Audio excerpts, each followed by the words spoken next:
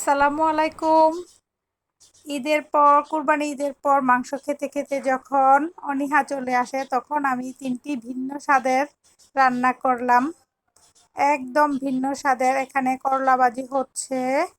করলা রুচিশীল একটা রান্না, রুচিবোধক, মুখে রুচি ফিরিয়ে আনবে। তারপর হচ্ছে এখানে করলা ভাজির কালারটা দেখেন কতটা সুন্দর হয়েছে এবং খেতেও অনেক মজা ছিল করলা ভাজিটা। আর করলা আমার অনেক পছন্দ।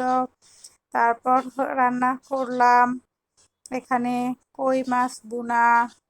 তারপর রান্না করলাম চিংড়ি মাছ দিয়ে দুন্দুল। আর দুন্দুলের কালারটা একদম সবুজই ছিল, দেখতে যেমন ছিল লোভনীয় তেমন খেতেও ছিল অনেকটাই সুস্বাদু।